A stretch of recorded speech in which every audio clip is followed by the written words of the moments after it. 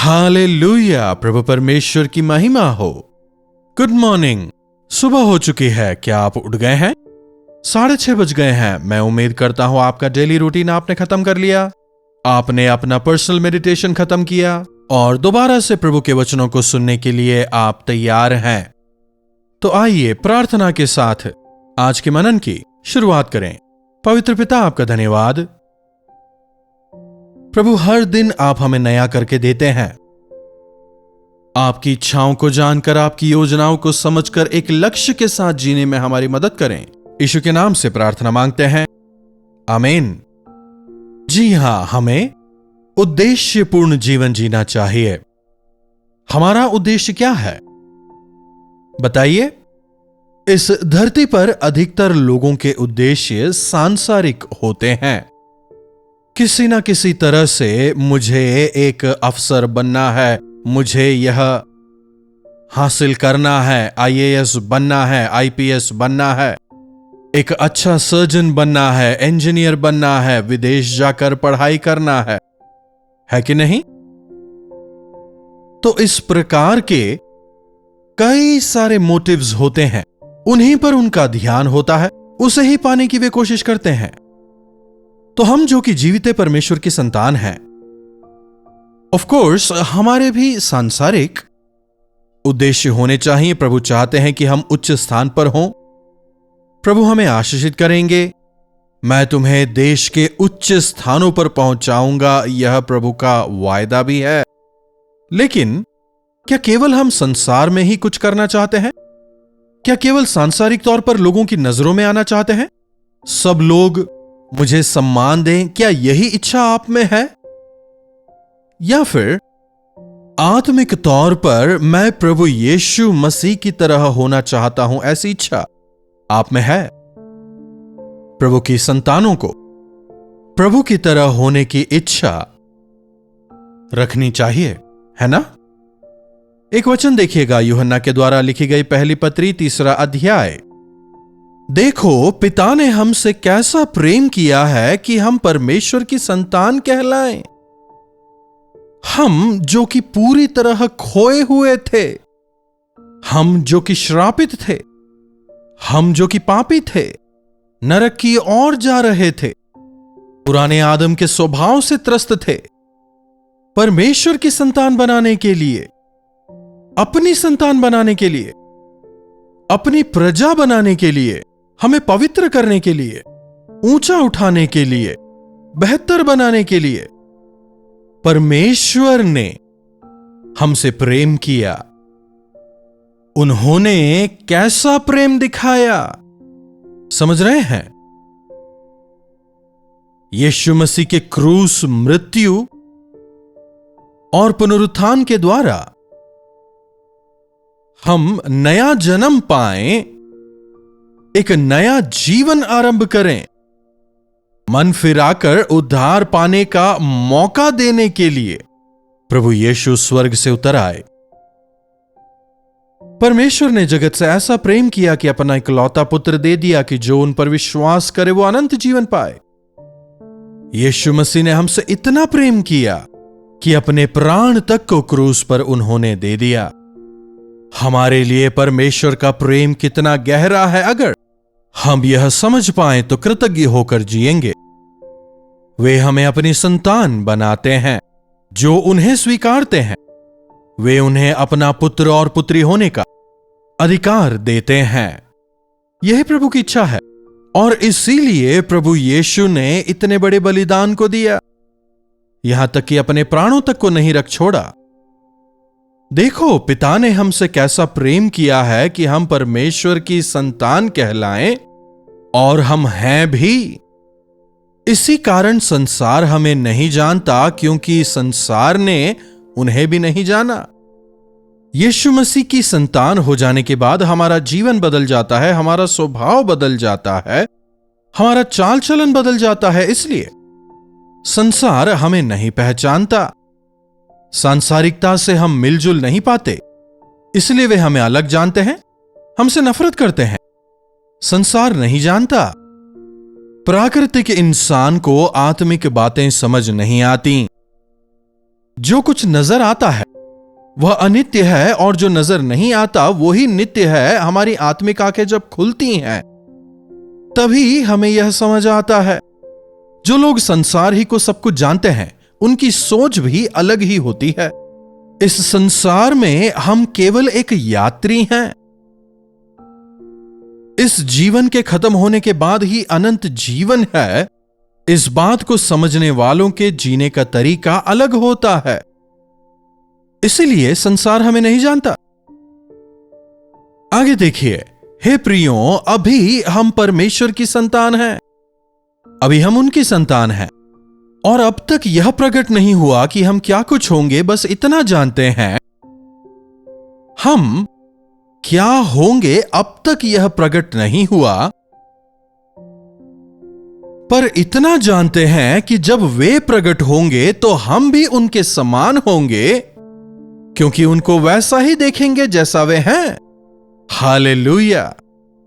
जब वे प्रकट होंगे, वे जैसे हैं हम उन्हें देखने पाएंगे, और हम भी वैसे ही हो जाएंगे। इतना जानते हैं कि हम भी उनके समान होंगे। अपने पुत्र के स्वरूप में हमें लाने के लिए परमेश्वर पिता ने अपने पुत्र को इस संसार में भेजा। परमेश्वर पिता की संतानों को इस संसार में किस प्रकार जीवन बिताना है, प्रभु यीशु मसीह ने हमें वैसे जी के दिखाया है। हमारे लिए एक आदर्श बन के वे रहे कि हम उनके पद चिन्हों पर चलें। और जब वे दोबारा प्रकट होंगे, हमें अपने साथ ले जाएंगे। मैं जा रहा हूं ताकि जहां मैं रहता हूं वहां तुम्हारे लिए एक निवास स्थान बनाऊं। जब वो तैयार होगा, मैं तुम्हें लेने आऊंगा। जब प्रभु यीशु बादलों पर आएंगे, जिन्होंने उनका अंगीकार किया, जो उनके लहू से धोए गए, जिन्होंने अपने पापों का अंगीकार करके अपना मन फिराया है, जिन्होंने यीशु को अपना उद्धारकर्ता स्वीकार किया है, उन्हें अपने साथ ले जाने के लिए यीशु आएंगे। और जब यीशु मसीह आएंगे, वे कैसे हैं, कैसे दिखते हैं, प्रत्यक्ष तौर पर हम देखने पाएंगे। आज यीशु कहते ही लोगों को कुछ तस्वीरें याद आती हैं। क्या उस तस्वीर के मसीह की तरह होंगे, हाथ में एक भेड़ उठाए, या फिर इस प्रकार हाथ फैलाए मसीह की तरह होंगे, या फिर उस तस्वीर की तरह जहां घुटने टेक कर वे प्रार्थना करते हैं, या फिर उस तस्वीर की तरह जहां वे क्रूस पर टंगे हुए हैं, या फिर मूवीज में जो एक्टर्स काम करते हैं ना, उस प्रकार लंबी लंबी दाढ़ी वाले, लंबे लंबे बाल वाले होंगे क्या? यीशु कहते ही उनके चेहरे सामने आने लगते हैं। नहीं नहीं नहीं, वे कैसे दिखते हैं हम नहीं जानते, ना ही उनकी कोई तस्वीर ही है। उस दौरान कैमरा नहीं थे ना।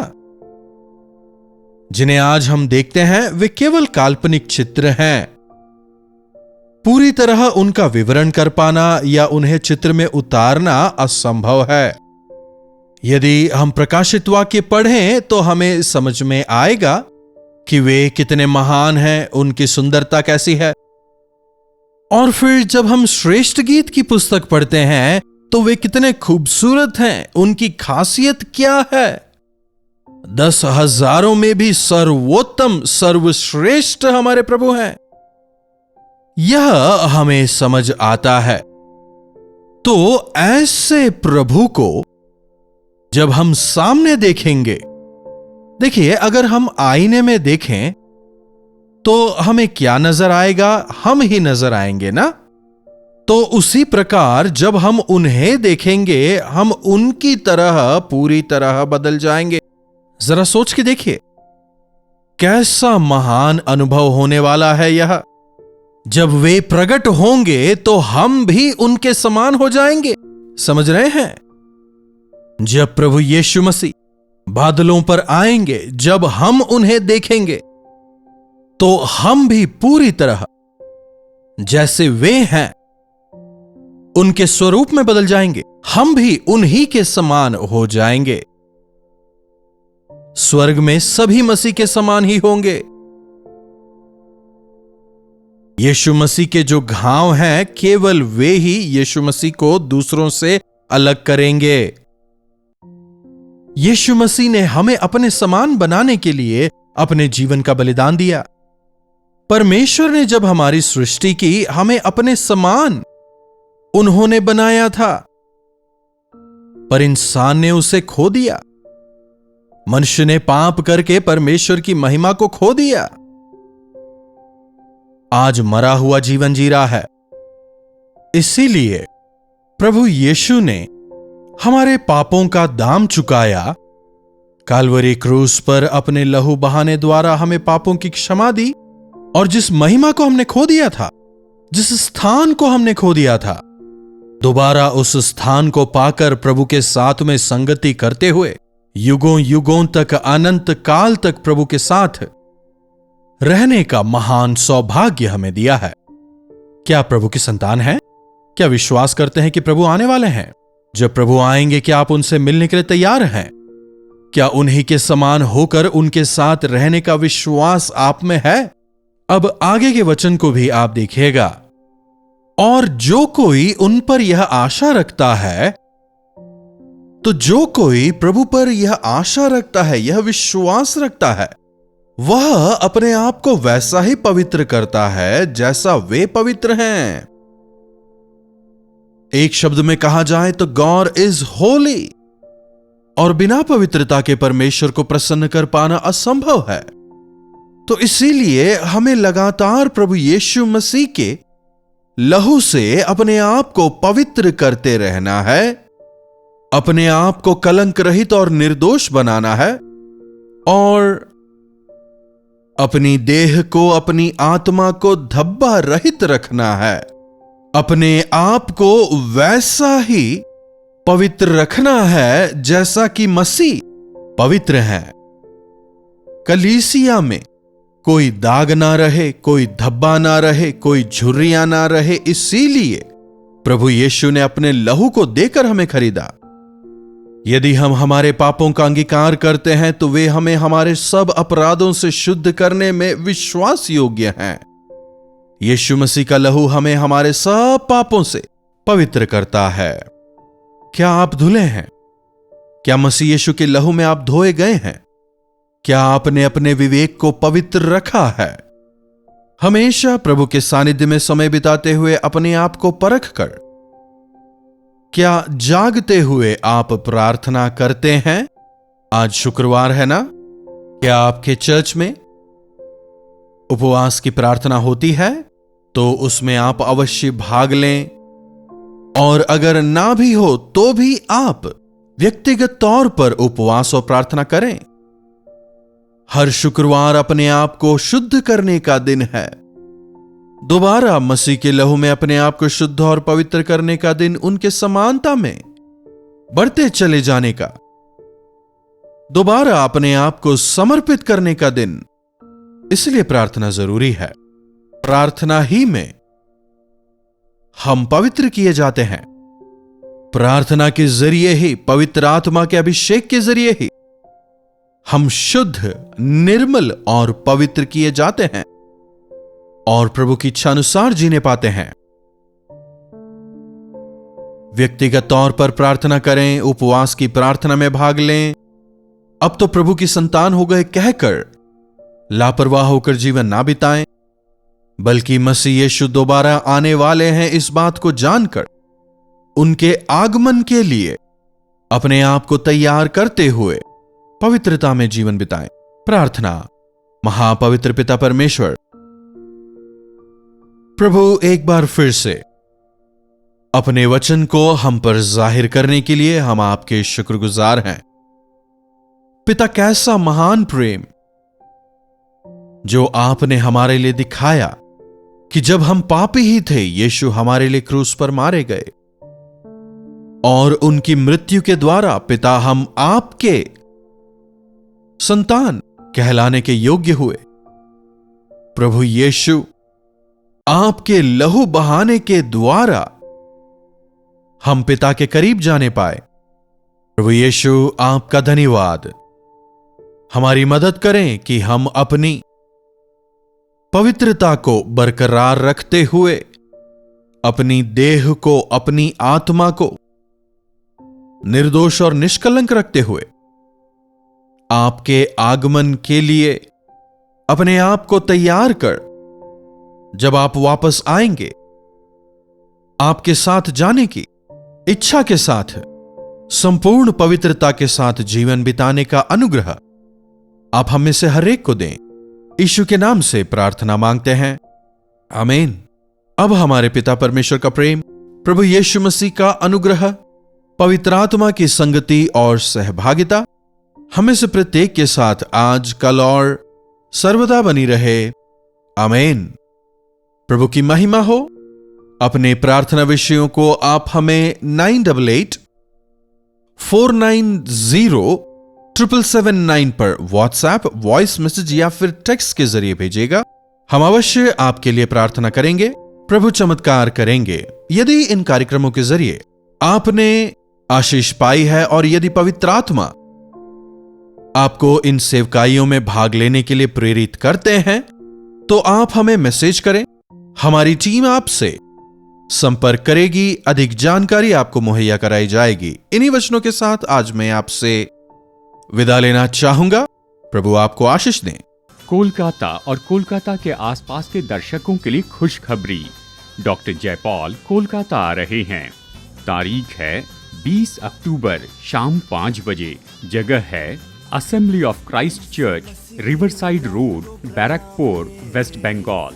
और अक्टूबर 21 दोपहर 2 बजे Bible society of India, Jawaharlal Nehru road, Dharmatala. अधिक जानकारी के लिए संपर्क कीजिए 8939527527 या 9884907779 पर।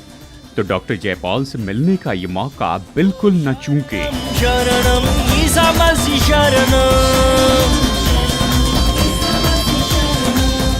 कलवरी दर्शन, ये है प्रेम के दर्शन, यीशु प्रेम के दर्शन।